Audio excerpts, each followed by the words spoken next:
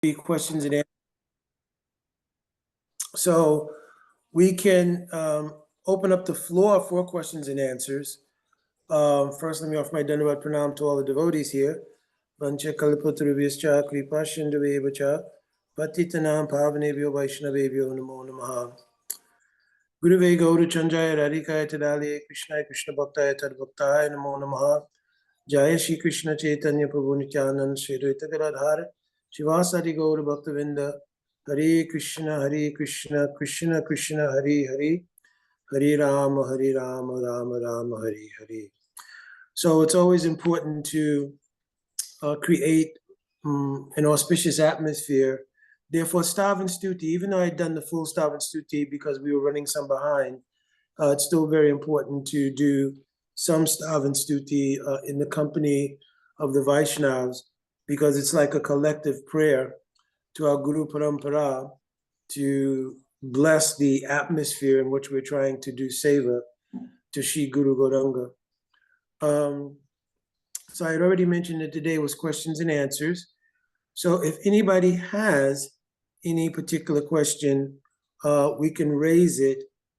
If there's not a particular question, then I'll take a little time and discuss a little bit something I spoke about with Sriman Bhumipati Babu just a short while ago, which was to give a kind of synopsis of the meaning of the verse Anyabilasita Sunyam, which describes pure bhakti. But first, because our topic is already set, I'm asking if anyone has any pressing questions they want to ask. And I cannot see, again, as usual, both screens or however many people are on. So rather than raise your hand, unless Parvati can see the hand raising, you can just unmute and ask your question.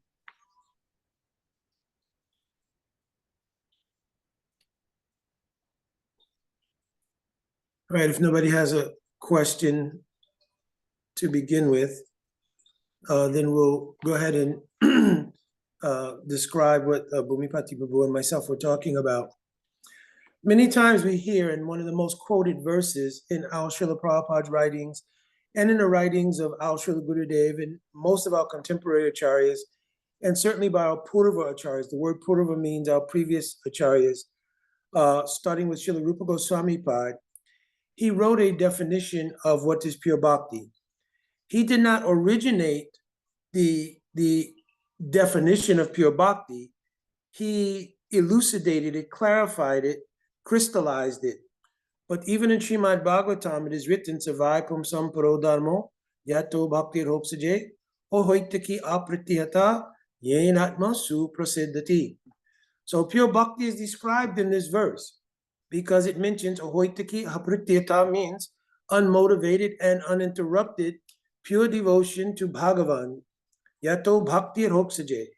So the word hoksaja means that thing which is beyond the material senses.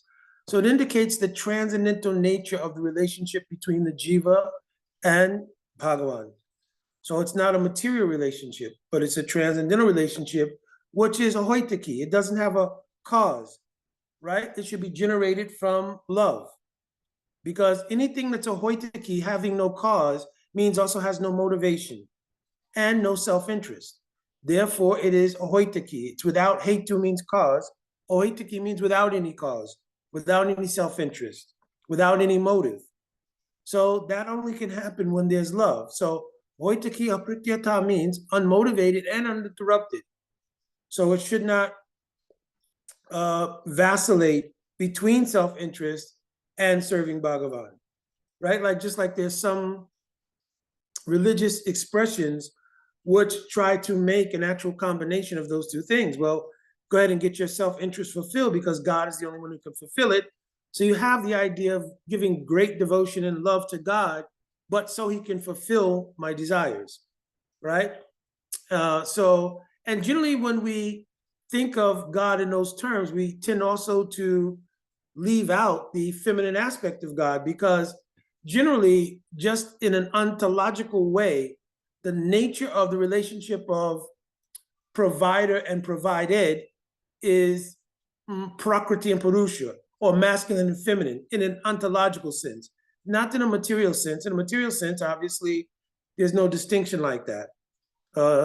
There's many persons who are home husbands and many women who are the head of household, et cetera, et cetera. So we're not speaking materially, we're speaking ontologically, that in the very nature of how some cultures see God, they see it as a male aspect because they see themselves as the being provided for, right? Which they generally ontologically express as a feminine characteristic, right? So because of that, it does not even leave room for the dominant feminine characteristic of God, which is pure devotion and love. So there's a reason for that. That's because when there's motivation and when there's self-interest, the purity of the feminine aspect of God, which personifies devotion to God, pure, free, and filled with transcendental love, doesn't appear in the purview or in the paradigm where there's a lot of self-interest and compromise. Okay, God, I'm going to give you service and devotion, but make everything work out for me. Right? So those two things don't fit in the same paradigm or in the same space. So only when there's pure, unmotivated, uninterrupted devotion can Bhakti Devi, Srimati Radhika is the ultimate persona of Bhakti Devi, manifest fully and therefore provide the nature of the energy, which is called Haladini Shakti, pleasure energy, to that jiva to serve Bhagavan. Then Sri Bhagavan has the ability to taste that service via the potency called Haladini, or the pleasure potency, spiritual pleasure potency. Because Krishna doesn't take any pleasure in mundane things. Just like, I'm giving an example also. In Bhagavad Gita, there's one verse there, Patram pushpam palam toyam yome bhakta prayachati. Krishna is saying here, even insignificant material things can be offered because what's being accepted is bhakti, or this Haladini Shakti, potency. That's what's being accepted, not the substantive thing. Patram, flower, pushpam, patram, leaf, pushpam, flower, or fruit or water. That's not what's being accepted. Those are insignificant things, but the bhakti behind them is being accepted. You understand? Just like in the very narrative where Krishna went to, was it the wife of Uddhav? Vidur Maharaj. Vidur. Huh? Vidur. Vidur. Vidura. Very good. And she offered not the actual banana, but she offered banana peel. So one could think, oh, well, that's, so inappropriate, so forth, so on. But because she had such bhav, such prem for Sri Krishna, he relished the banana peel because his relishment is coming from Ladini Shakti embedded there due to that prem, right? And therefore, it's not the offering, it's the bhakti that's being tasted. Understand? So back to our original point, which is that Srila Rupa Goswami, taking the various verses from Srimad Bhagavatam under the direct empowerment from God himself, filled with the feminine aspect. In other words, Lord Chaitanya is the combined form of the masculine and feminine polarities of God. Under the empowerment coming from Lord Chaitanya Mahaprabhu, Rupa Goswami took all those definitions and made them all crystallized in the highest possible way to understand what is pure devotion. So other verses in Srimad Bhagavatam, like Sarva Upadi Vinaya Muktam Tat Patpena Nirmalam, Rishikesha Rishikena Sevanam Bhakti Ruchate, another verse describing pure bhakti. By giving up, Sarva Upadi means how you see yourself now, your own self-conception. I am the son of so-and-so, I am this particular culture, race, socioeconomic status, etc., etc. That's all called an upadi, a designation. And it gives rise to a self-abhiman, a self-conception of yourself based on the false ego. In other words, it's nourished by the false ego, right? So, Sarva upadi vinaya muktam. One becomes freed from all those self-conceptions, and then they can see themselves truly as das of Krishna. That's also a description of pure devotion. But Sri Rupa Goswami Pad, his description is paramount. because it has come in the highest category, where the highest form of prema is manifest as an incarnation. That incarnation is what empowered Rupa Goswami to describe pure devotion. So we all know the verse, Anya abhilasita sunyam, jnana karma adi anavritam, anu kulyena krishna anusilanam bhaktir uttam. So bhaktir uttam means, what is uttam bhakti? Pure love. Because the word bhakti means bhaj dhatu iti sevayam. It comes from in Sanskrit, there's what's called dhatu, means like a root, a verbal root. So here, the root is the word bhaj. And bhaj means seva. That seva means prema.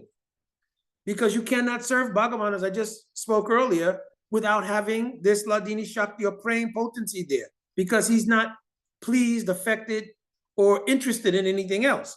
So now, there are two characteristics to this verse.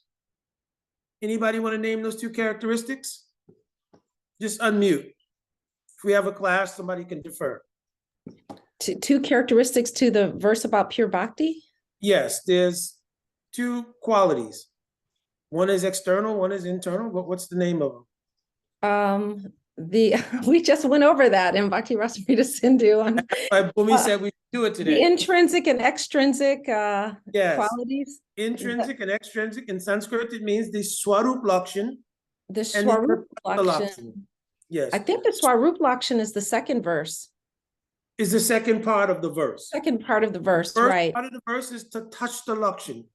The word to touch the means like, in this context, it means the extrinsic meaning here. What should be done extrinsically, outside. And the second part is the internal meaning. So the first part says, Haribol Bhaktishan. Haribol. Okay. Also, where's Bianca? Parvati, I'm always putting that with you.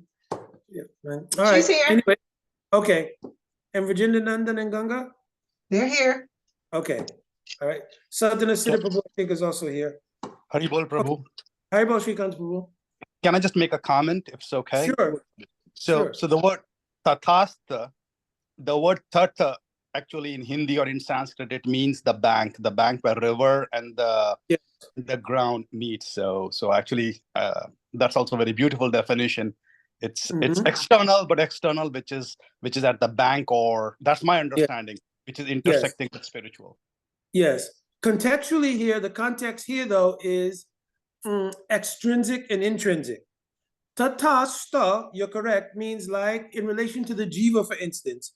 They are also called tatashta swabhav. And in this case, the context would be exactly what you're saying, that the jiva is situated like on the bank in between the spiritual and material influences. The word sta means situated somewhere, like fixed someplace. So yes, you're exactly right. In that context, that's exactly the meaning. Here, the meaning is more the extrinsic quality of pure bhakti is called also tatashta lakshan. So here, in the first part, it says, Anya abhilas sunya. I did not add the suffix, ita. So Anya abhilas sunya. So Anya means something else, another thing. Abhilas means desire. Sunya means being void of. So here directly means to be void of any other desire. Now we have to get context. Don't be void of any desire except for what? Because by saying the word anya, other, it indicates you can have a desire. We cannot be desireless. But the thing is, what is the desire we can have, and what is the desire that we should be sunya, free from? So here, go ahead, Manini. I was going to say the desire we should have is for Krishna's pleasure, just the pure pleasure of Krishna, and what we should be free from is desire for our own karmic gain and knowledge. Mm-hmm. Well, anything else? So here it says, I'll read the second part. Anya abhilas sunya jnana karma adi anavritam. So we should be free from any other desire which carries with it the quality of covering bhakti. Anavrita means that covers bhakti, right? So we should be free from that. Anavrita means to be free from anything that will cover bhakti. Two kinds of things can cover bhakti. One is our activity, so that's karma. So karma and gyan, also knowledge. So two kinds of things can cover bhakti. So any karma or any activities which are not favorable to pleasing God constitute karma adi, right? Anything else and any activity that covers knowledge of how to serve God we should be free from that. That should be gone. Also, any gyan or knowledge which is not favorable to the service of God should also be void in our lives. So here it's interesting because as much as we come on these Zoom calls every week, there seems to be so much knowledge, so much information. So what is the meaning here of gyan when it comes to being sunya? What is the meaning of being free from any knowledge that covers bhakti? So there are three types of knowledge. Manini, you cannot answer this one because you've done the other two. Anyone would like to explain what are the three types of knowledge? General categories is speaking here. Can I say, Prabhuji? Yes, good, Vinay. Tam pradhat ka gyan, tav pradhat gyan, jeev brahm ek ka gyan. These are three types of gyan, which and in which tam and tav pradhat gyan we should be taking it. Tav jeev ek brahma gyan, which is not favorable for bhakti.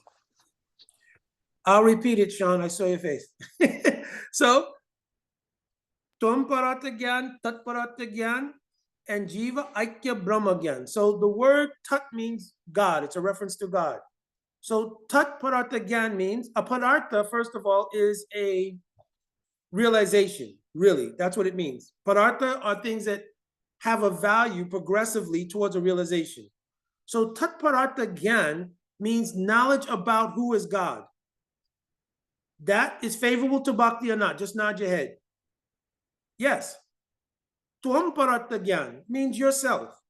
Knowledge about who you really are intrinsically and your relationship to God, right? That knowledge should also be known. Is that helpful to bhakti? Yes. The other knowledge says Brahma Jiva Aikya Gyan. The word Aikya means oneness.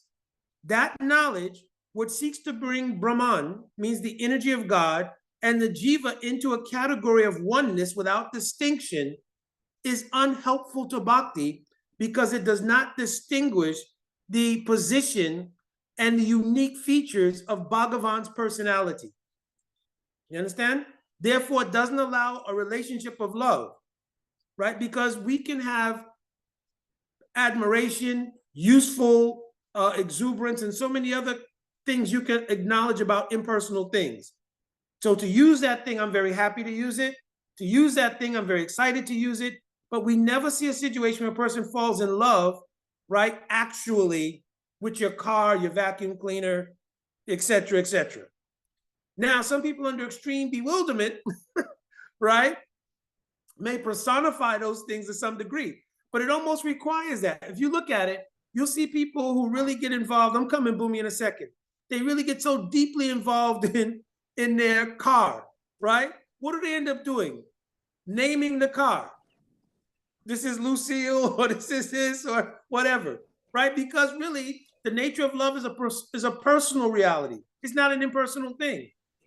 So that knowledge, which gives emphasis to creating the absence of the personal feature of God, is unhelpful to bhakti. Haribo Bhumi, you want to chime in something? Yeah, Mukunda.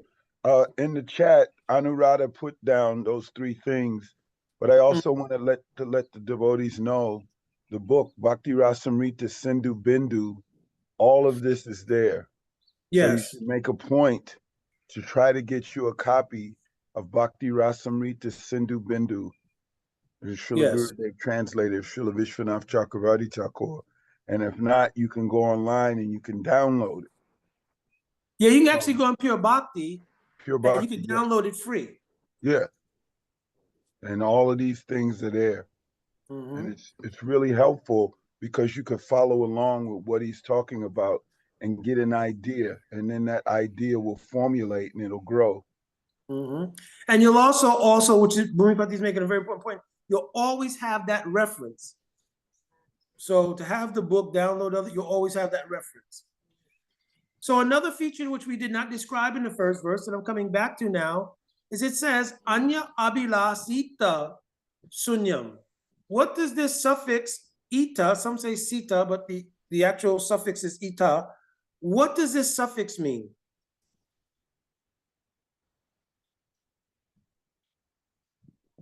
Anyone? Anya Abilasita. Abilas means desires. What does ita mean?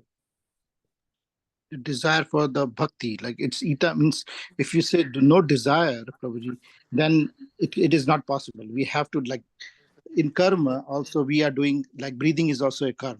Or when we say tam pradat gyan or tat pradat gyan, this is also gyan we need to do that one. This is all ita, like these are exceptional to when we say desire. The other material things we should not desire, but this is which we want to desire it for. That's ita. Yeah. Yes, something. But in this context, ita will mean a condition, like patita or gunatit. It means a condition of someone. So here Rupa Goswami used this word ita, Srila Gurudev has explained, to indicate those things which may come up in the natural course of our existence that may seem to go against bhakti, but don't. For instance, if you are under some dire condition or some emergency situation where your life is threatened, to pray to God, oh God, help me, right? That seems to be a selfish desire, seemingly. But your life being threatened or under some, exigent circumstances, you cry out to God. It is not contrary to bhakti. The example that Srila Vishwanath Chakravarti Thakur gives and our Srila Rupa Goswami Pad gives is Draupadi. That when Draupadi was being disrobed by Dushashan, she cried out, oh Govinda. First she tried herself to maintain, but she didn't lift her hands and held up and said, oh Bhagavan, you saved my honor. So we could say, well, she put her honor, her desire first. But here, Rupa Goswami Pad, he's saying, no, in this condition, ita, under this condition, right? This is not a violation of the principle of pure bhakti. So Anya Bilas, ita means here, it means the exception is under conditions that are natural conditions. If one cries out to God, it will not be contrary to bhakti. This is a contextual meaning here for ita. Being in a condition. Go ahead, Mani. I was just going to say, I dropped a link to the book in the chat for everyone. Okay, wonderful. To talk to Ras and Rita. Yes. So here, also this is one contextual meaning in this shlok, Gurudev explained of ita. Under any natural circumstance, it is not unusual because we are completely dependent on Bhagavan. You understand? When that dependence turns into self-interest, it is a different thing. Draupadi was not praying in essence that, oh, you should give me millions and millions of new saris. You understand? That wasn't the prayer. The prayer was, oh, I'm your devotee, and that under this condition, I have no ability to help myself. And for any lady, her lajja means chastity or shyness is like for a lady to explain, better to die than to have chastity violated. This is Vedic cultural standard. You understand? So if your chastity is violated, many women will give up their lives, right? So in this, just like for Kshatriyas in Bhagavad Gita, Krishna tells Arjuna, oh, for one who's been honored, dishonor is worse than death. So if you did not fight in this battle, what kind of infamy would come upon you, you would not be able to tolerate. Because for a person who has Kshatriya Dharma, the dishonor of not fulfilling that is worse than death. Even in Japanese culture, you had something called seppuku. Seppuku is for ancient samurai. If they did something which was dishonorable, they would take their own lives by kind of disembowelment, right? This was called seppuku, right? It's a whole ancient tradition of honor and so forth and so on. So here was an example of how honor for Kshatriyas is, dishonor rather is worse than death. Same thing for ladies with Lajja.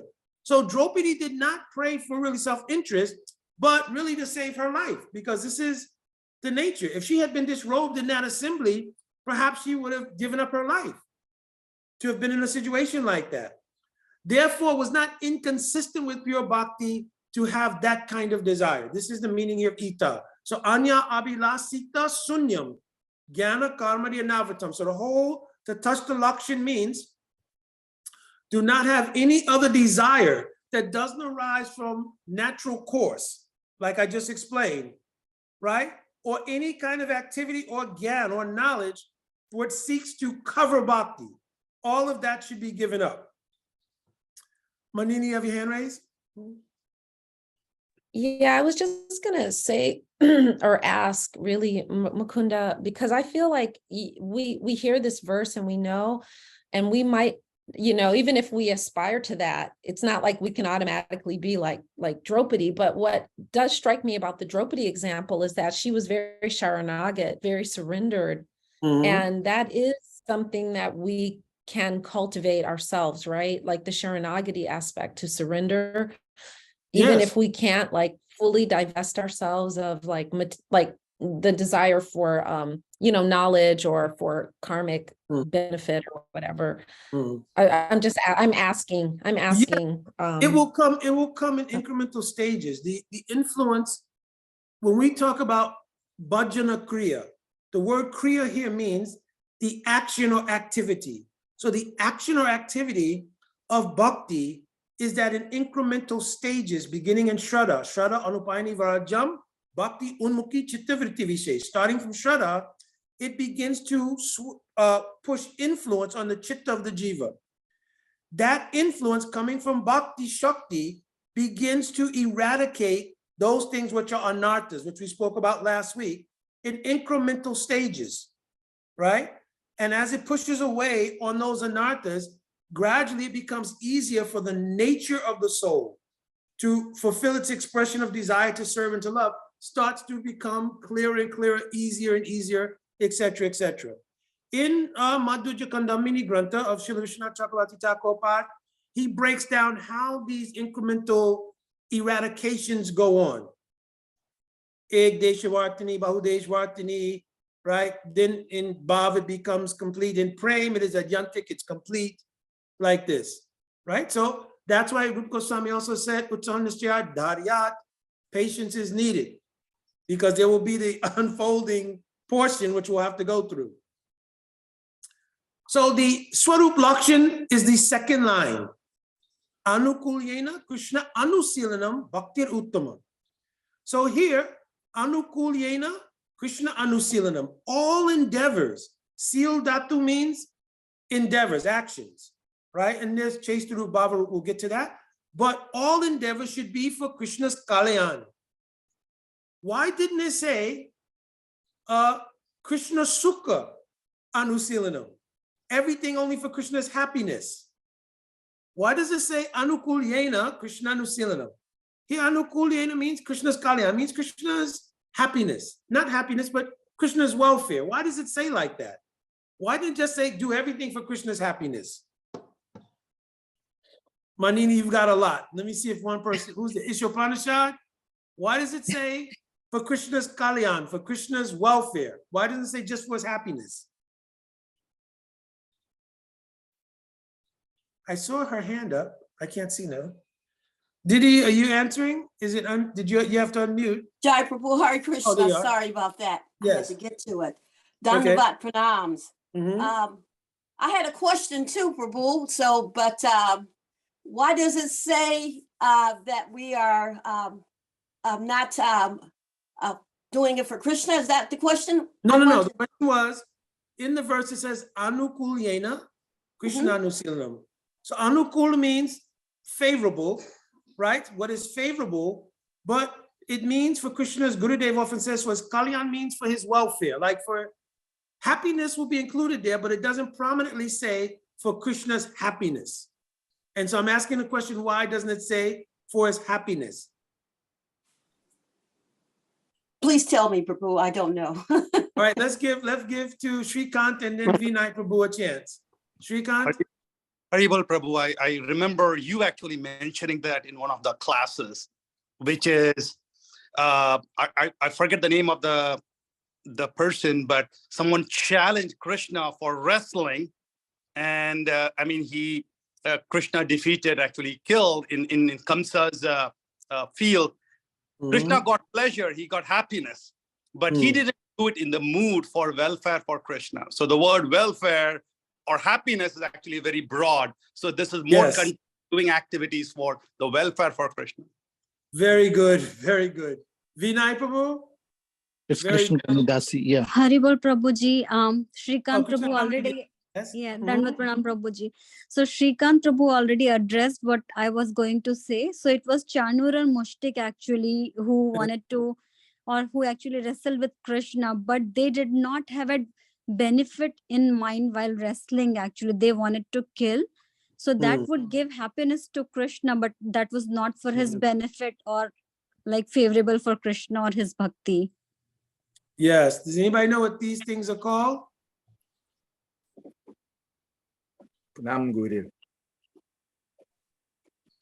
Vyapti and Ati Vyapti dosh.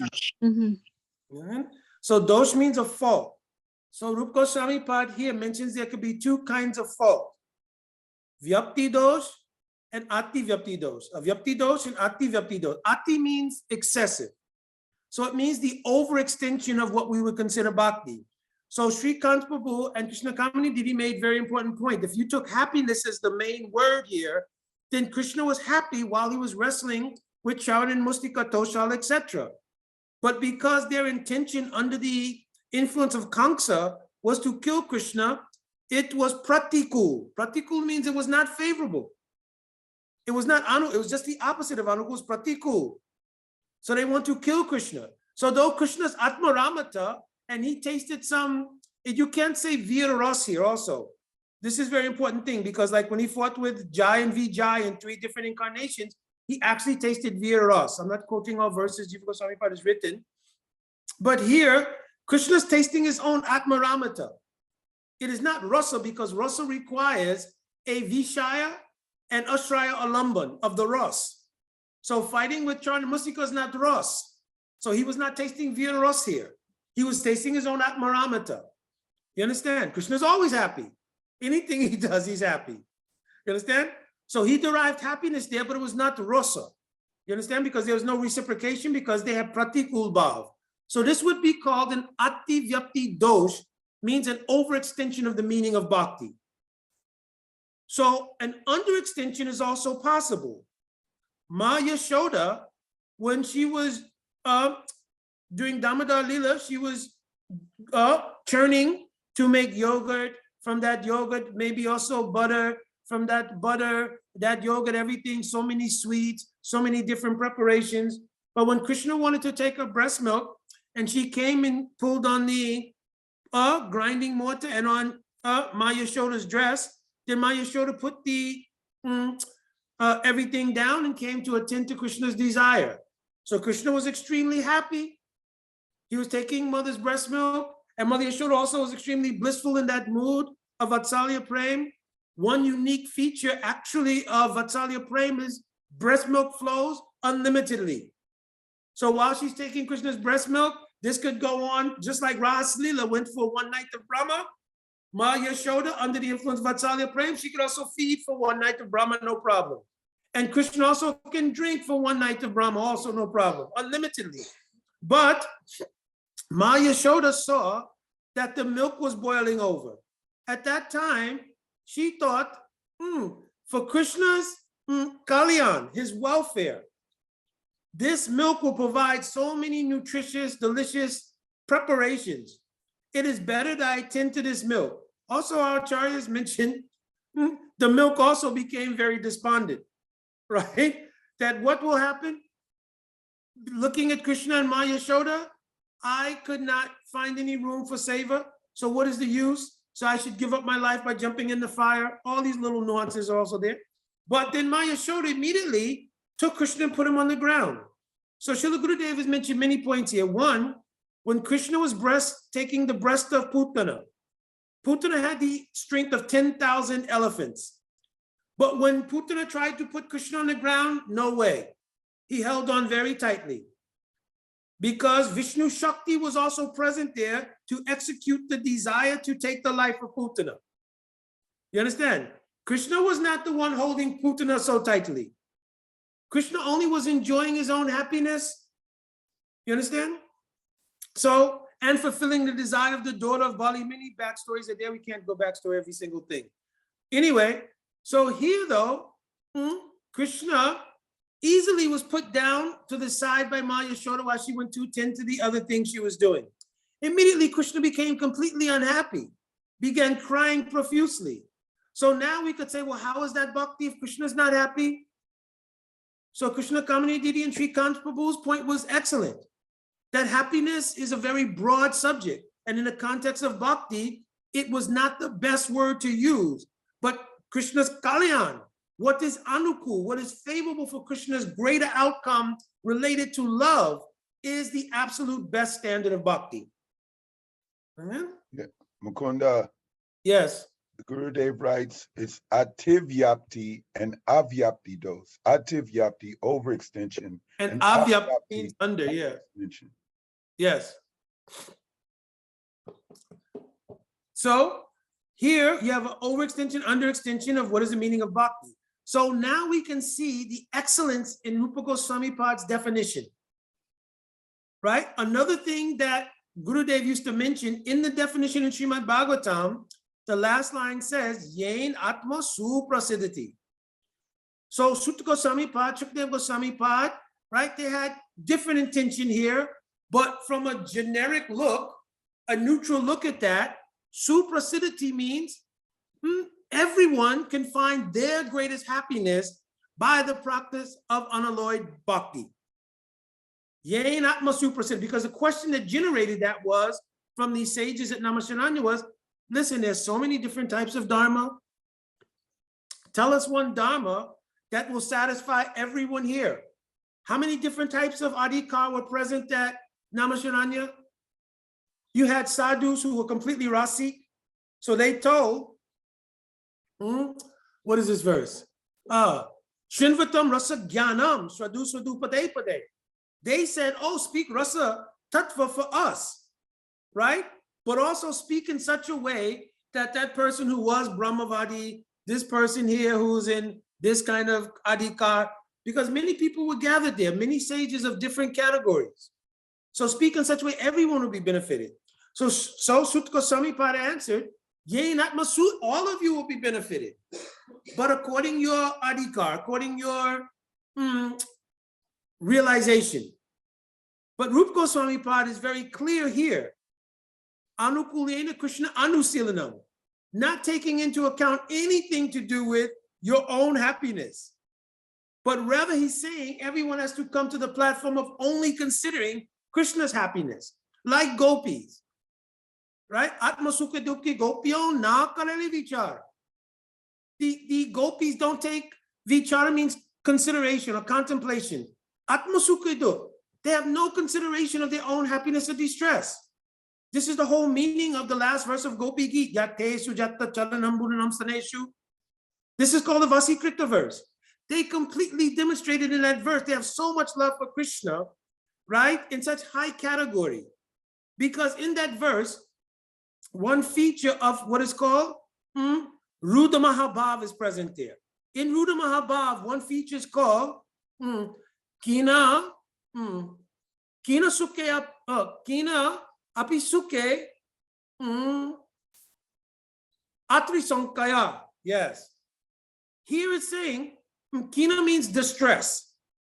So even though Kina Api Tatsuke, even though the beloved is very happy, Atra Sankaya means there's a doubt in the mind that maybe they're feeling some distress. So in that verse, Yate Sujata Chananam Buranam Staneshu, Pita Sanai Dadai, Mahi karakaseshu. Tenatavim. Atasi vyatatena kim swit kurpadi di brahmatidi bhavam yusamna.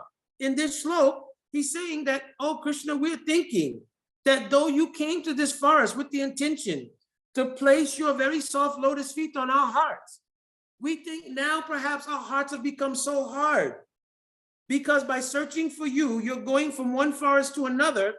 Kurpadi here, you may be stepping on very sharp stones and damaging those wonderfully soft feet. So we doubt whether we came to give you happiness, but now extreme doubt has arisen that now maybe you're suffering. So this is one feature of Ruda Mahabhav. Nujali Mani explained there. Kina api tat suke atra sankaya. There's a sanka, doubt, that even though I've come to give the lover pleasure, oh, they're experiencing some suffering, even though they're happy. You understand? So when Krishna heard that verse, though he was hiding, he couldn't hide anymore. Tasamavi bacha chori smaya manamukam bojam pitambara daraswagri sakshat manmat manmat.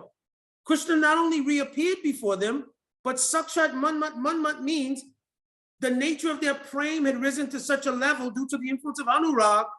They saw Krishna as even more beautiful. How can Krishna's beauty increase?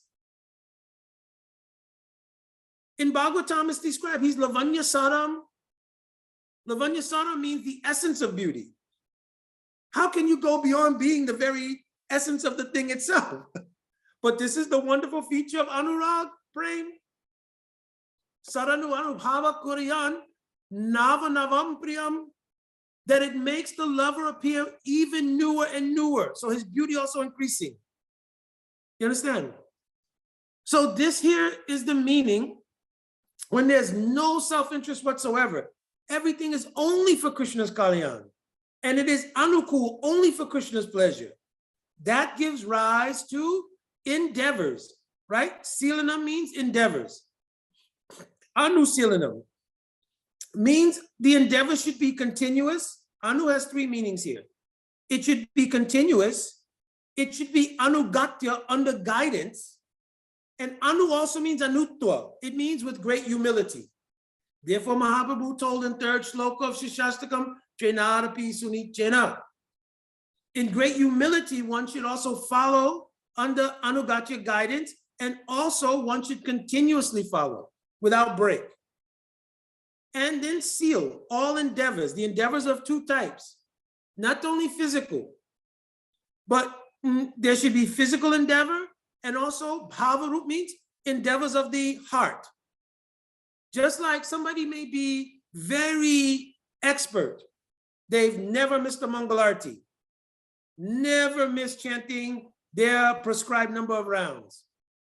Of course, obviously, if you're doing these things, the influence in bhakti, if you're doing it under anugatya, will bear fruit. But there's some people maybe not under guidance. And also they've become some proud. One of the features we spoke about last week of Anistita Bhakti is called Tarangarangini. It means when you start to become proud about your accomplishment in bhakti. Understand? And you want to taste name and fame and everything from that. You understand? Raghunath Das Goswami Pad said, Pratishthasta drashta, swapacha ramani riri meinatet. Kata sadhu prem. How can pure prem come in the heart where pride? Here means the desire for pride. Pratishta asha. The desire for pride, which is dancing audaciously like a prostitute in the heart. Katam sadhu prema prasati suchi. How can pure love enter a heart like that? You understand? So, doing anutva while doing means considering yourself very small. Anu means like an atom. So small like that I'm very insignificant. And in anugatya, it becomes very easy because you see the glory of your Guru Pada Padma's bhajan life and other high class of devotees. Like next week, we'll be speaking about Srimati Umadidi. And Srimati Umadidi used to stay in my house when she would come to Alachua. So looking every day, I don't know when she slept, so it was very difficult. Because first of all, we come back from the program, 9:30, 10 o'clock, my wife would want to make something for her. And then she would sit at the very table I'm sitting at now, and she would want to discuss. She said, oh, Mukunda Prabhu, you read this thing, say this thing again. And then she would tell so many stories how she heard from Srila Vaman Maharaj and from Srila Gurudev this thing and lining everything up. Okay, then 11:30, 12, you know. So then she would go to a room to rest, and I would hear her in the room just chanting softly. Then I'm older now, I'm also pushing 70 now, so I would get up to use the restroom, and you know, I would just also make sure sometimes the house and everything was still locked up, everything. And when I came out, 2 o'clock in the morning, I would hear her still in there chanting, but really soft, like you could hear, right? So I said, I wonder if did she go to sleep or not, right? So then I would go to bathroom, then I would get up from Mangalarti, right? So I wake up at usually like 3:30 something and begin to chant, And then once I began to chant, hold on one second, please.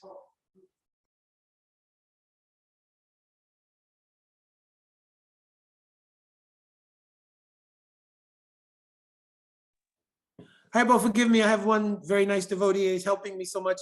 He's working on the van for me to travel. So that's a very big thing. So it just came in for something. So anyways, I would get up from Mangalarti at that time. And as soon as I rang the bell, you know, so Swabhadra, Kurunab, start to wake Takaji, then I would hear Uma Didi reciting her morning Stavan Stuti, because she has a whole litany of Stavan Stuti she would recite. And then as soon as I opened, she would call her servant, come, and they would come in for Mangalarti. So the only time she would take a little bit of nap after lunch, little bit, small. And also maybe her favorite resting place, I'll tell all this next week, was if she's riding in the car from the airport. I think that was her best sleeping time because she would doze off, right? Other than that, I didn't see very much. But when you see bhajan life like that, right, then you can have some humility. You understand? Because you see, people are doing deep, deep bhajan with deep understanding. Because you can do bhajan, very meticulous, sadhana, everything, but if you're not under anugatya, and also if you have no realization in your sadhana, no sambandha gyan, no understanding of everything. Every day, people singing Guru Astakam, we went over this many times. What is the rahasya? What is the dhyan of Guru Astakam? Most people don't know, right? So if you're doing sadhana like that, this can also become niyamagraha. Srila Rupa Goswami told, ritualistic practice, anustanic practice. Understand? So we want very much to do with great humility, under guidance, and continuously. So that is the meaning of anusilanam. Doing these things, Bhakti Uttama will reveal Uttam Bhakti in incremental stages, beginning with Shraddha, then truly understanding what is Sadhu Sangha. What is a Sadhu? Sadhnoti Sadhyati Chakrishna Premitti Sadhu. Then doing bhajan kriya under their anugatya. You understand? And what is bhajan? So forth. It will begin with archan because bhajan has to come from a mood. It doesn't come from a just external thing. So in the beginning, the archan will help to, with sambandha gyan, develop a mood. Then it will become bhajan. Then that bhajan kriya removes anarthas. We don't remove anarthas. Right? We spoke last week about the 27 Anistita Bhakti, 6 things, 4 types of 4 anarthas, 5 types of subtle influences in the mind that affect chanting, which is the pradhan practice in bhakti, right? So it is not that we will remove those things. The influence of bhajan imbued with the kripa of guru is what removes anartha. Then when the anarthas are removed, nischalaya yasati nishta, then nishta will come. And when nishta comes on the heart, at that time it makes a platform by which you can taste. Just like the examples given, when you have jaundice, you cannot taste anything properly. When the jaundice is healed, then you can taste the sweetness of sugar candy. The example Rupa Goswami Pad is given. Similarly, when you come to nishta and the chitta is not oscillating and vacillating so much, that time, tat tat bhavadi madhure shuti dirabhakshate. That time, when you hear Harikatha, some taste comes, mixed with your sambandha gyan given by Gurudev, etc. And some thirst comes for serving, especially in a particular type of way. We read one article not too long ago, Gurudev was explaining this. He will hear Harikatha of the beauty of these Sakas pastimes, and some thirst will arise. Oh, I want to serve like that. Then they may hear something of the sweetness of Mother Yashoda. How during Damodar Lila, for Mother Yashoda to wake up, to get out of the bed, you can have 1 hour Harikatha on that Lila. Because when she woke up, she saw the face of Krishna. And the face of Krishna's increasing beauty enchanted her. So then Ma Yashoda became lost in observing the beauty of Krishna's very innocent face. She began to contemplate how all her Gurubin, means not Gurubin, but her village sisters used to come to her to complain about Krishna. And she would say, how can this sweet boy, she'd remember all these leelas, how he stole this way, that. But she's looking at his face, how is possible this boy's so sweet? And she became absorbed. The sun, because remember in the spiritual world, na cha kala vikramaha, there's no influence of time. So the sun is not on its own schedule, it's on the schedule of the praise save of devotees. Just like there could be Ras Leela for one night of Brahma, the sun was thinking, should I rise? If I rise, I may disturb Mother Yashoda's darshan here. You understand? So the sun was holding back from so many sweet things just in that. Any devotee hearing that may think, how sweet is Vatsalya Prem. Hearing the very great narrations of Gopi's love for Krishna, how they've given everything. Somebody may become attractive. I want to serve like that. More, they may decide, oh, of all of the gopis, Srimati Radhika's prominent, paramount. Ramani Shiromani, Vishabhanu Nandini, Nilavasana Paridhan. This Srimati Radhika is paramount among all gopis. She's the crown jewel in all of the loving associates of Krishna. I want to serve her. You understand? This may give rise to the mood of Radhadasya and a desire to serve in that mood. And the archetype of that kind of seva will be Shri Rupa Manjari. So then we'll be singing Shri Rupa Manjari Pada, Shri Mora Sampada, like this. Our goal will be this kind of mood. And then in the stage of a Sakti, Tasya Tadrasa, Surakarakabasa Sunulasi Hridoya Swatikamani. The crystal-like heart at that point will reflect that mood, and that will be like an abbas of the mood of Radhadasyam, that savor towards Radhika, and the unquenchable thirst called Ashakti towards the object of my worship will take place in the heart. And it's only awaiting at that time for the mercy of Srimati Radhika to descend in the form of Swarup Shakti completely, Sudasattva Visheshatma, etc. That time Bhavavas will come, and that mood will be granted to that jiva. You understand? So this is called pure bhakti. This is the path, the outline of pure bhakti.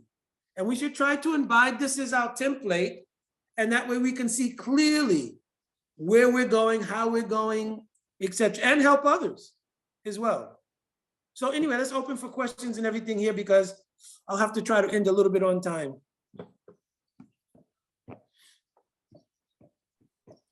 Oh, Ishopranashad, your question, then Shrikant, I'll come back. Ishopranashad, Didi, your question was? Hare Krishna, Prabhu. I got on when you were talking about Draupadi and in that mood when she was being saved by Krishna.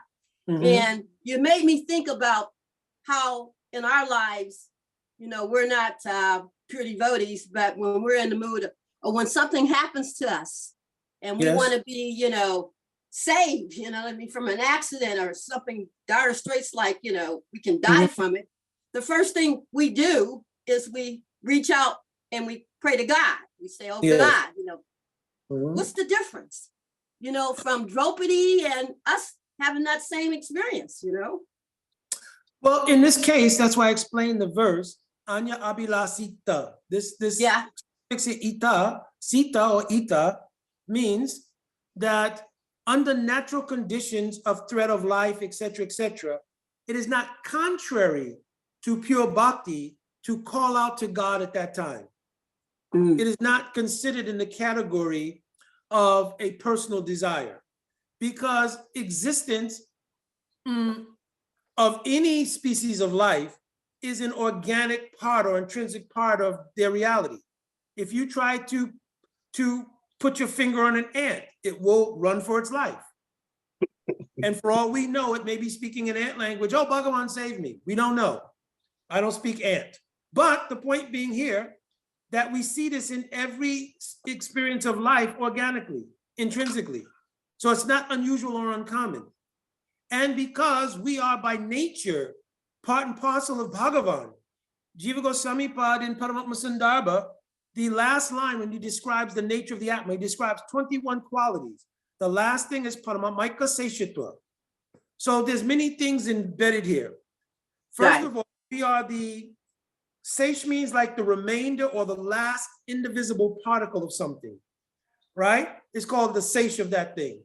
So Paramatmaika Seshitva, we are the last indivisible portion of the Paramatma in the category of Jiva Shakti or Tatastha Shakti. And because of that, we have a natural position of Seshitva. Seshitva means essentially the same thing as Dasatva, servant, mood. Just like the Lord is called Seshai, like Karnodakshayi, Garbodakshayi, Shirodakshayi. So the super soul, he is Shai, he's the worshipable object. And we're Sesh, we're that worshiper. So there's an organic relationship there. So when your existence under even illusion is threatened, you will naturally call out to the source of your existence. That's not unnatural. Now, in the case of Draupadi, she was a pure devotee. So really, by her calling out, she engaged Bhagavan, because after Krishna saves your life, we still may want to go out and have fun with friends. Woo, that was almost a bad accident. You understand? But now I've avoided it. So I'm decided I am going to go out with friends and have that social event. But Draupadi, she always had pure devotion.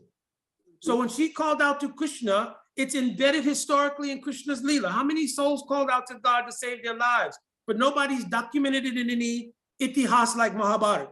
You understand? Because it wasn't about pure devotion. Right? Yes. So, yeah, so obviously Draupadi is pure devotion. Therefore, her calling out to Bhagavan is noted as a historical importance to those who want devotion. That she gives up everything and performed Saranagati. That was the teaching here. Many teachings have different things.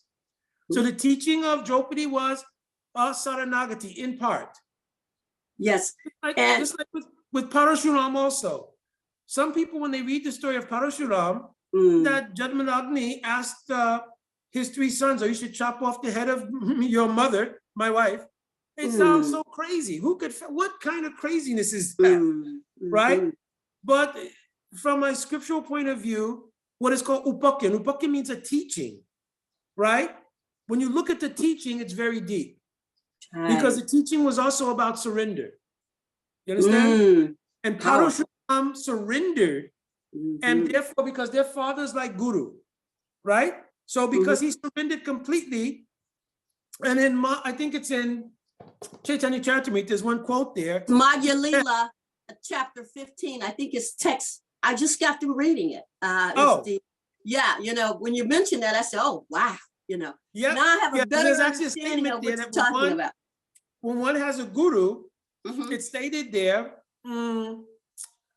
Agya Gurunam hi avicharanam. Avicharana means, vichar means like to, should I or should I not? So when the Agya means the order of Guru is given, one should have no doubt and carry it out instantly. But of course, this means once one has accepted Guru, and one should accept Guru after Guru does Sishya Pariksha, means examines that disciple, and Guru spends 1 year also with Guru to examine, is this Guru truly quality of Guru? You cannot see the Swarup Lakshan of Guru because no adhikar, but you can see the extrinsic features. Like if somebody has realization in Bhav, then no symptoms like avyakta kalatam, shankti ravakta kalatam, virakti manasunyata, these qualities will be there. Even in Madhyamadikar person doing the save of Guru, it should be Sastra Yukti Suni Punya Jurashara Yanyra Uttamarikari say Taraya Sangsar Rupa Samipaj written. That person is Sastra Yukti, etc. Haribo, Mukunda Prabhu, can you please explain Adhikar? Yes. Adhikar means your eligibility for realization. Hmm. You understand? Because everybody has a different eligibility to realize something. And the important thing here is realization. Remember we talked about what is spoke? Spoke means when you hear something, it becomes an epiphany or a realization. Simply to hear things is one thing, but Jiva Goswami Pad wrote, hearing means Shravan Dwaram Anubhuti Bhavati. When you hear something, it becomes, oh, a realization. You understand? That's called hearing, right? In many cases, we're hearing and then we still need to digest it, just like food. You hear it, but it's not yet a spoke. It's not a realization. It's information. Then the information will gradually be digested. And when you hear it over and over and over again, eventually an epiphany will come. It's a realization. 1 second, Manini. Srikant Prabhu.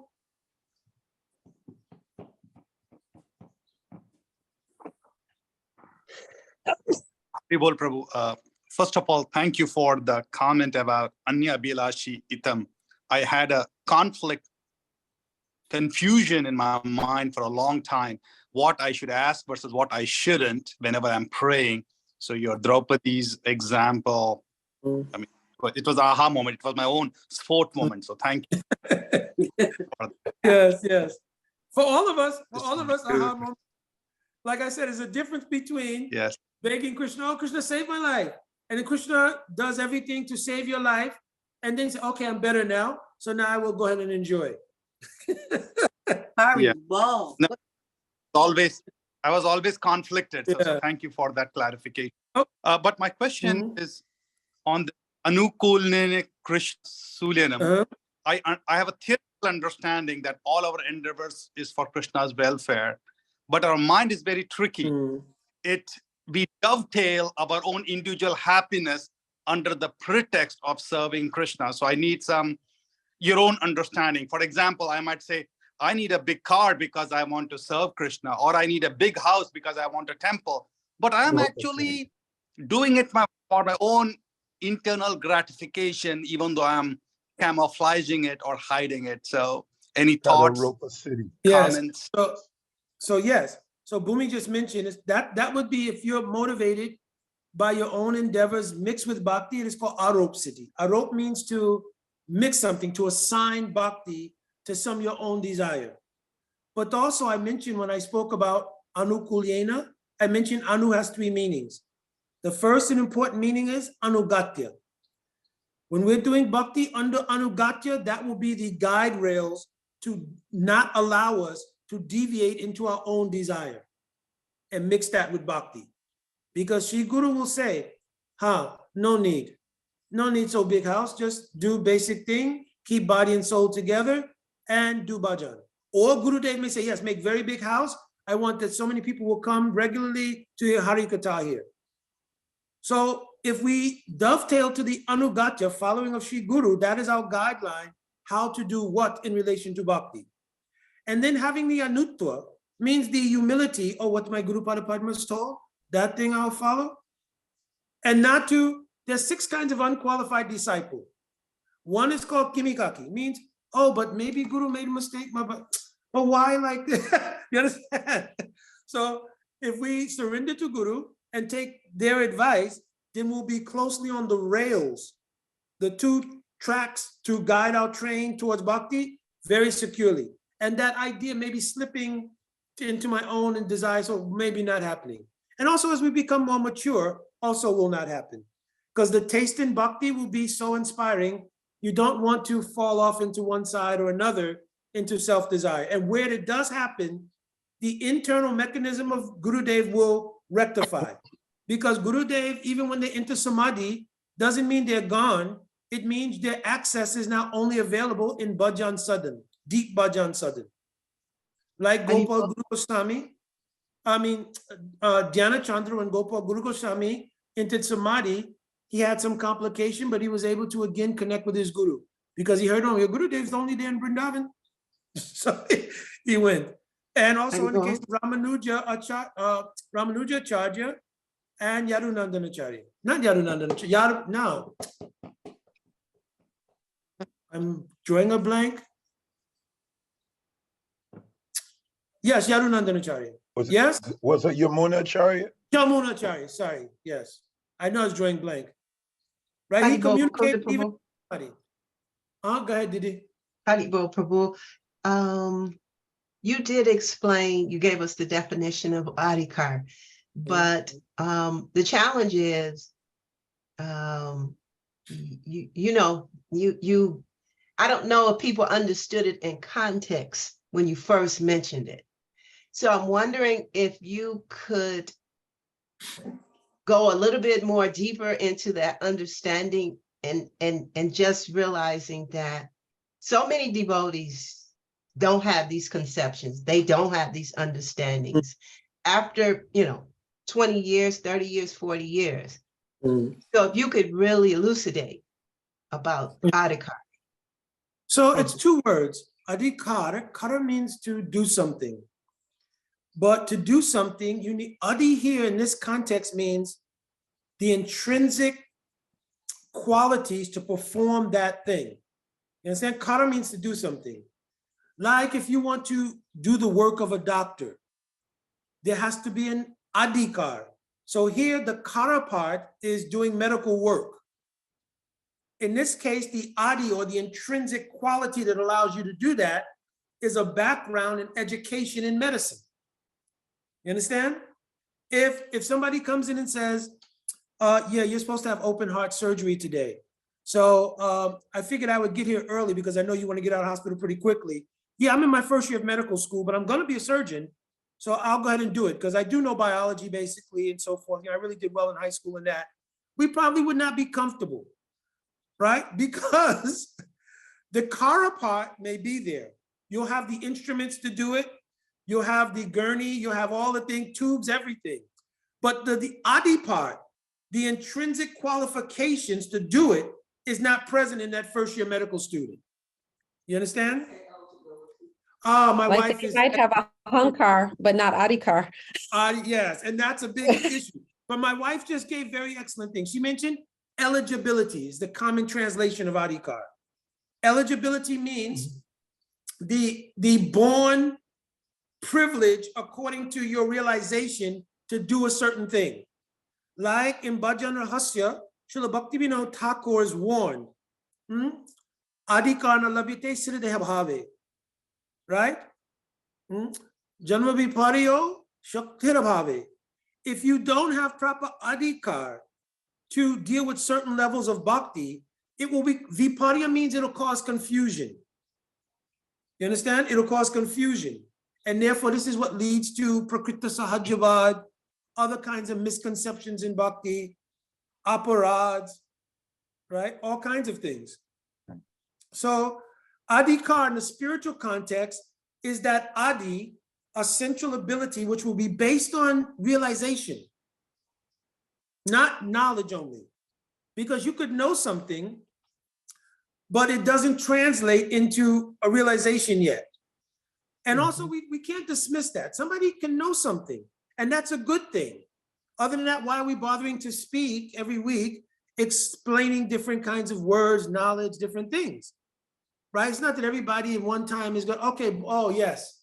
Like Shukdev Goswami, speaking to Maharaj Parikshit, in 7 days, he communicated whole Srimad Bhagavatam, and to Parikshit Maharaj, he, Shravan, Doram, Anubhuti Bhavati, as Shukdev Goswami spoke, he realized it. Right? It may not happen for us. I'm certainly past the 7-year mark. In fact, I'm past the 27-year mark, right? So, right, we're still trying to unfold, right? But the point being, that realization will come gradually. And what realizations come in the heart, my Guru Padma says, like camphor, you should keep it there, right? Don't be very excited to express, oh, what I've seen, what I realized that this thing, darshan, this, that, this. Unless you're speaking to Gurudev, because then Gurudev can analyze that and give you further bhajan siksha. You understand? Other than that, whatever you've understood or realized, keep in your heart, very Trinadapi Sunich. You understand? Because if you're very excited, oh yeah, I'm having this, oh yes, I'm having this realization that, then really what's being tasted is not bhakti, so it's not even ruchi. It's really pratishtasha being tasted. And again, pure bhakti and that pratishta can't be in the same space.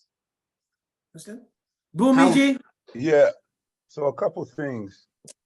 I wanted to just mention this for anyone and a lot of the devotees that have problems with the different definitions. If you have Jaiva Dharma, they have a glossary of terms.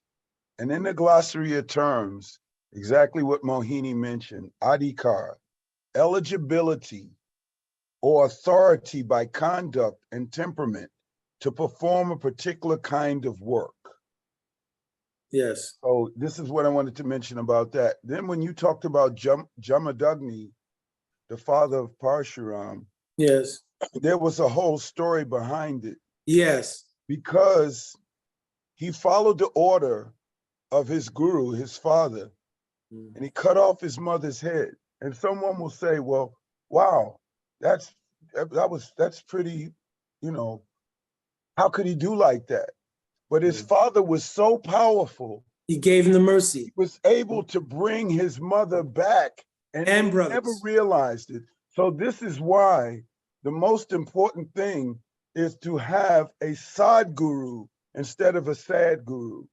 Because Sadguru has the power to rectify. He already knows beyond that. And so we have to ask ourselves, how can we get a Sadguru? And we've mentioned this many, many times.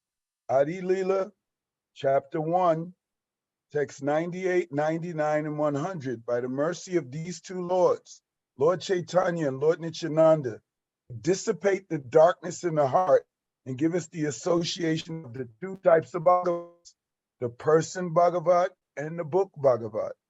And by those two Bhagavats, this will help us to advance more and more.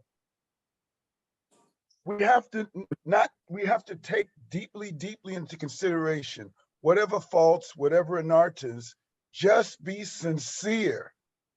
It's not like we're going to become pure and then we're going to realize our guru and get bhakti. No, this is a misconception. I'll get pure, then I'll get bhakti. You can't get pure without bhakti. Not possible. It's like, I'm gonna get in the shower, I'm gonna get clean, but you don't have any soap. So guru in that regard is like the soap. He helps to cleanse. He helps to cleanse. So we have to go deep, deep inside the background. I wanted to mention some of that background about Jamadagni and Lord Parshuram, because without him having explicit faith in his Gurudev, his guru already saw everything. Not only did he kill his mother and his brother too, but his guru brought them both back and they didn't even realize anything had happened. So yeah, there was some question, you know, his wife Renuka, she was very chaste, but you know, a backstory also, there was some question that came up, and this is why Jamadagni wanted to do it. But the upakyan here, the teaching here, is the power of Guru. So as soon as Parashuram surrendered, he was given the mercy by Guru, because Jamadagni then said, ask me for any blessing.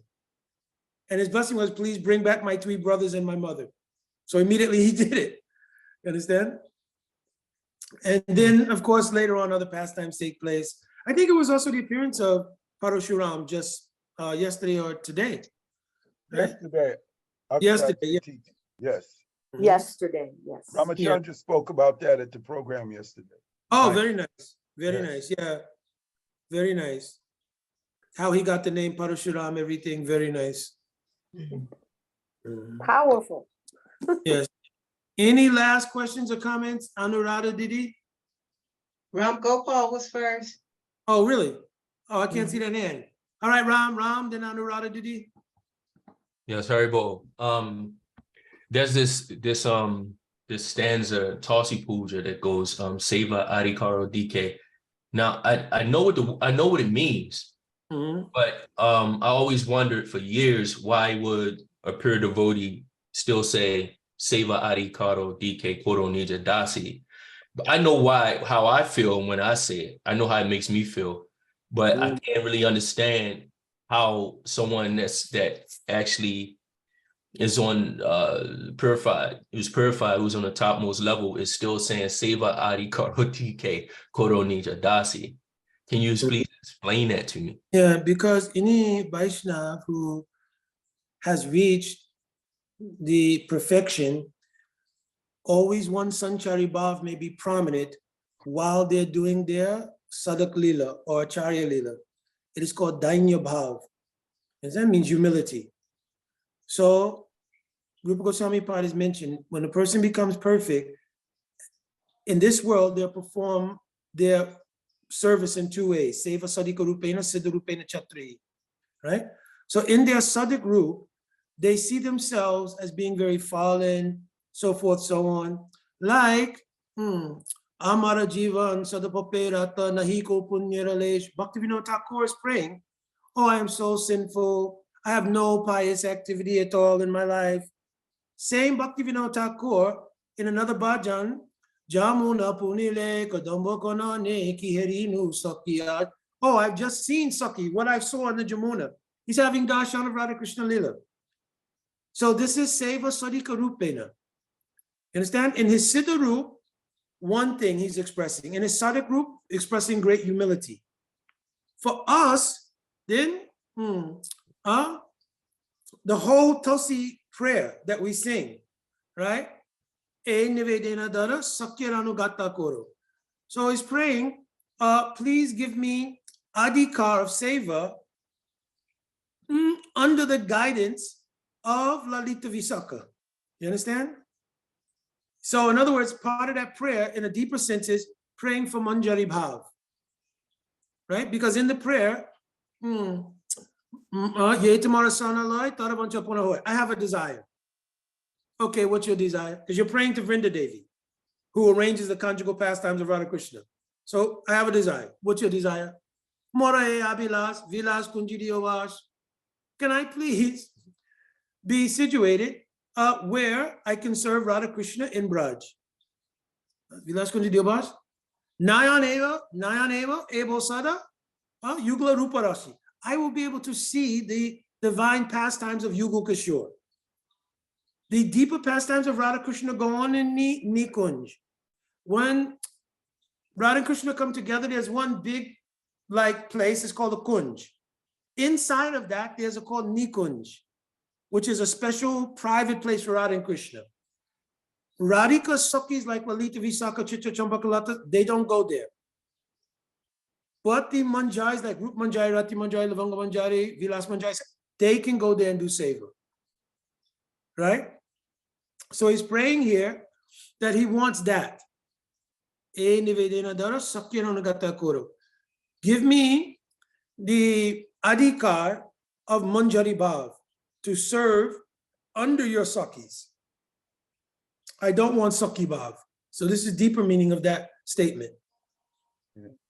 Mukunda, even Radharani herself thinks herself unqualified. She said, some people think that I have so much devotion for Krishna, but I don't. She would have that type of bhav.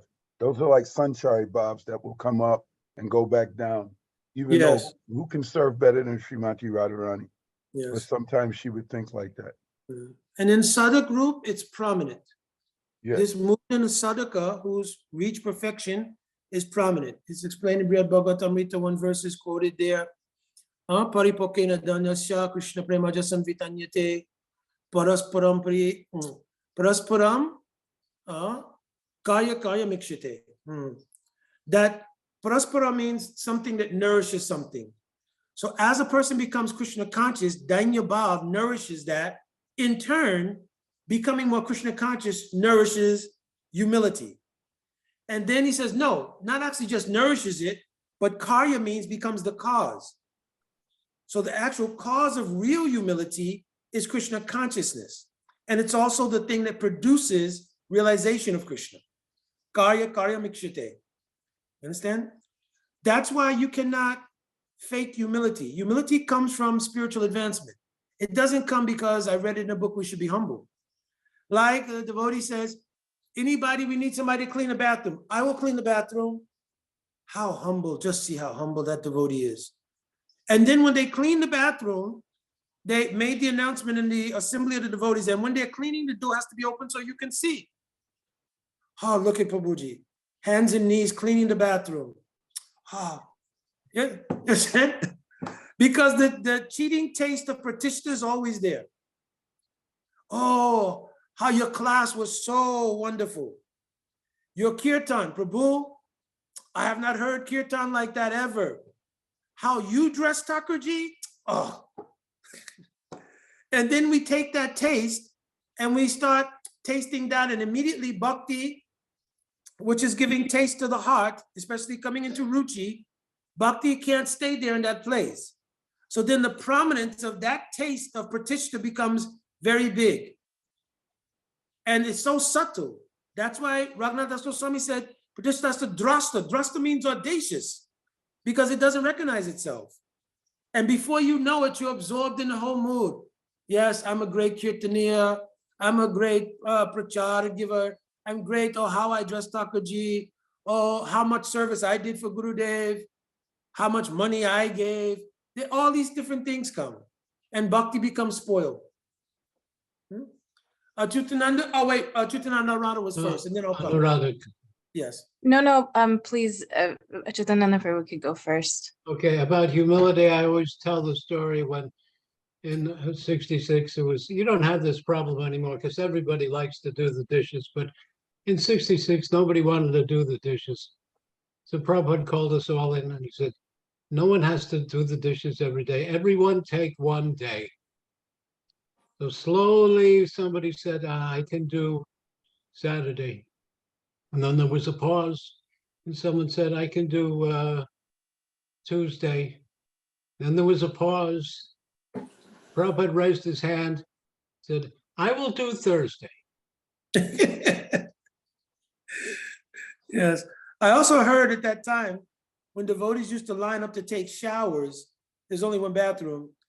Our Srila Prabhupada used to get online to wait his turn to take the shower. There's a picture of that. He's online. They were standing in front of him. He's waiting. Just see? Shamarani, Brahmananda, myself, and Prabhupada, we all shared one towel. Wow. One blue, we didn't know. One day we got Prabhupada his own towel. Haribol Anuradha Didi. Hey Krishna, Pranam Prabhuji. So this is sort of a related and also unrelated question to the topic of today, regards with adhikar and also the definition of pure bhakti. So in this area, there's some bhakti recovery groups, and they're sort of getting out of like drugs and other things, and they've been introduced to Krishna consciousness. So I guess, and I've also been sort of intermingling with them, in terms of supporting them with like mridanga playing and things. I guess my question is, in relation to associating with them, I feel like I have an idea of what the answer will be, but my question is in relation to associating with them, because naturally I have a pure devotee who is my Gurudev, and so he has given so much conception and so much understanding naturally through the various limbs of his various disciples, and so I've had association for some time. So understanding has come a little different, and sometimes in association with some of these groups, there's some, well, maybe not some, maybe there's quite, there's maybe a watering down or some misconception, not only of the definition of bhakti, but even of kirtan itself as being, it's something where it's bringing about peace. Why do we practice bhakti is because the aura that we feel with all of these people, and it's good, but it's not pure bhakti. And also even sometimes in relaying of the pastimes, the most recent kirtan that I was at, it was speaking about the pastime where Duryodhan and Arjun went to Krishna and Dwarka, and the speaker had mentioned something I had never heard before, which was Duryodhan had shook Krishna awake, and I had never heard that Duryodhana had ever shaken Krishna awake. That, you know, I only heard that he had, you know, stood by the bed, at the head of the bed, and Arjuna at the feet. Because Duryodhana, though he had that particular personality, he was not that lacking of etiquette that he would shake Krishna awake. So I guess my question is that how do we view association with these various individuals who may be under anugatya of someone in this bhakti line, but perhaps it is not of the caliber of our Gurudev? That, you know, how do we offer our association, or how do we, is it more superficial? You know, how do we also associate with these particular devotees? One is that you think that first, in your own maturation and insulation, you have to protect the standards of what has been put in your patra by Srila Gurudev. But then your compassion in serving Srila Gurudev and preaching is that you'll have to sometimes help people where they are. In other words, it may be that it may not be the idea of whether Duryodhana, for instance, shook Krishna away. I've also never heard, I've never read anywhere, as opposed to having gone to the head of his bedstead. That thing, if it is possible in humility to inquire from the person, not in public, oh, I had never heard that, right? Or something is one thing. Also, if there's opportunity to speak something, not always necessarily in contradiction to what may have been spoken, unless it's grossly opposodontic, right? But to offer something very humbly, right? Like for years now, I've gone over to the ISKCON temple here sometimes. I don't go very much now because I've got so many things going on related to saving myself. But earlier I would go over and I would, therefore, his mood was very high class. You understand? So if we're able to be in circles where there is some possibility of the blossoming of Krishna consciousness, we should see where I can make a contribution to watering those plants and where I can pluck some weeds, but not be in a position to put something in such a way that would be just like mowing everything down. You know what I mean? At the same time, if we feel some corruption to our bhakti, then we may not be able to associate in that place. You understand? So we'll have to, it's a very individual consideration, but those are some of the things we have to do. Because we want people to have a chance to come as deeply as they can into the fold of bhakti. And for those who've already started that sojourn, even though their treading may be light, their maybe philosophical conceptions are not very deep, their impressions may not be very deep, right? But if we can have some association with them and what we can give from what's been given by our Gurudev, Srila Prabhupada, our Puravacharyas, where we can take from that patra and distribute nicely, it will be very helpful. But as soon as there's a detection of authority, mood, some people may reject it, and therefore what will be gleaned by that? I made a big mistake one time that many devotees, they were writing to ask questions a long time ago. And one devotee sent me something, and it was one devotee who's a prominent devotee making some aparat to Gurudev. For me, it's very difficult to hear anything like that. So I immediately just, with heated heart, which Gurudev has also warned us, be careful. First, drink water, calm down, everything. But very heated heart, I went on to rebuke that person. At that time, 3-4 times a week, I was doing a phone conference from Hawaii, right? Those devotees were primarily from another Sangha and different Sanghas in Hawaii, but they were now hearing Srila Gurudev's conceptions and very much appreciating it. When I rebuked that statement of that person, it didn't really change that person's heart, first of all. Second of all, the person who ran that conference in Hawaii, his wife was a disciple of that person. You understand? And another person who had become very close and was very much hearing the conceptions coming from Purvacharya, Srila Gurudev, etc., was also a disciple of that person. So now they're immediately put into a quandary, so forth, based on that. Now, on my part, I don't say completely wrong, and I don't have any regret about straightening out the fact, because I'm not going to tolerate aparat to Gurudev. I'm just not going to do that. It was their loss. Sometimes I have to Their think, loss. yeah, but also I'm thinking, to some degree, is it better that I didn't need to really address that? Because that person is not going to make any change. So really it was my own catharsis pretty much was at hand. Because first of all, the person who sent it to me should have known, right, that I really don't want to hear stuff like that. But secondly, after you finish, if I can say, go ahead. Okay, yes. That just by doing that, though, I feel like I didn't serve Gurudev as well by allowing that opportunity to reach out to so many of those devotees. Now, a lot of those devotees began to call personally, but it wasn't the same. You understand? So I took that it didn't really do anything towards resolving that offensive person's mentality, and nor did it help those other devotees. Understand? So I could have actually just replied to the person who sent it.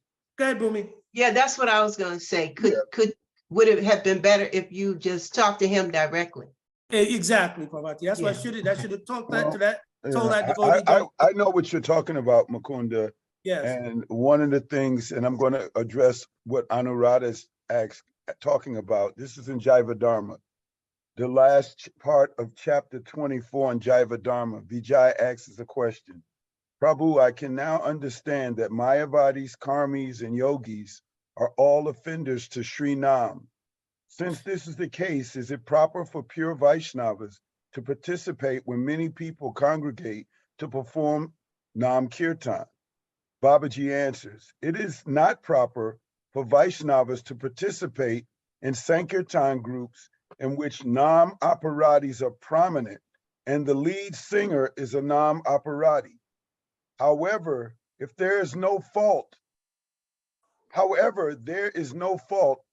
in participating in Sankirtan groups in which pure Vaishnavas or general bhaktas who are Nam Abbasis are prominent.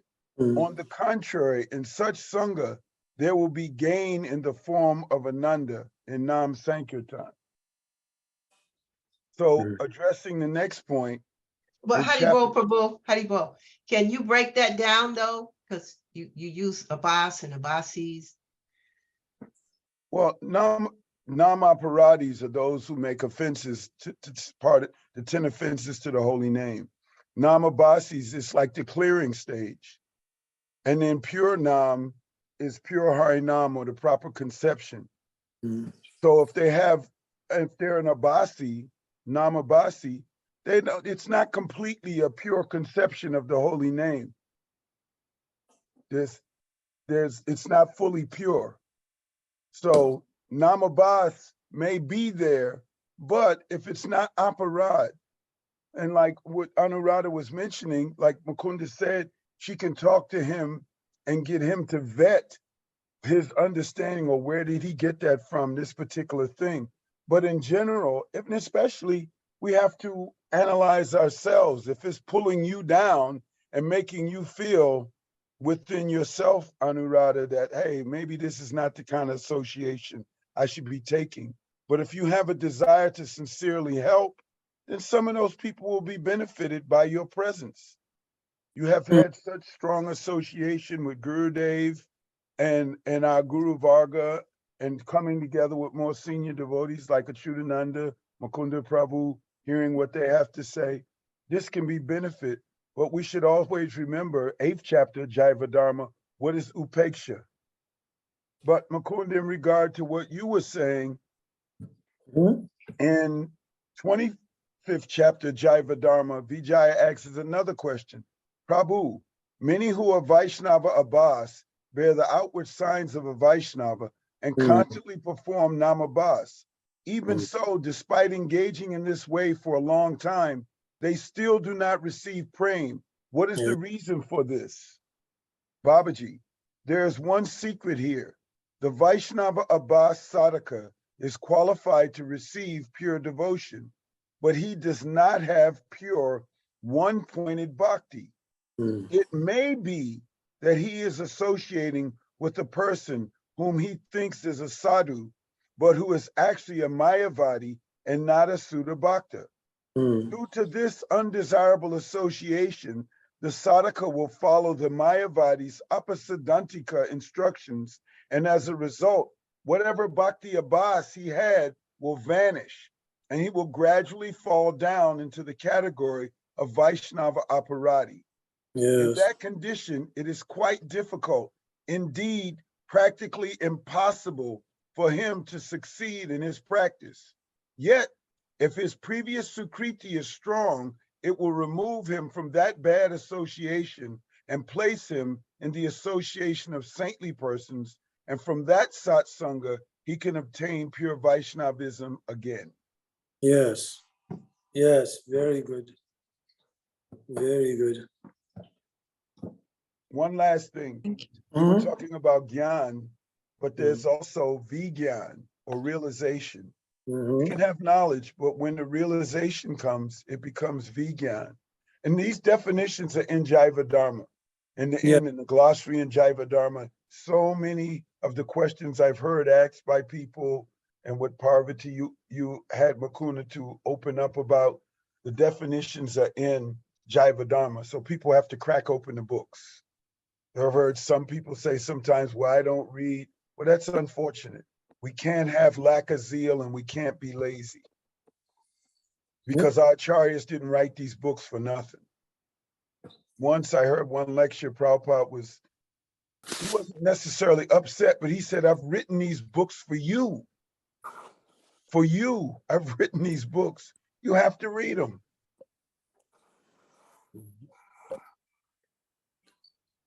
Okay.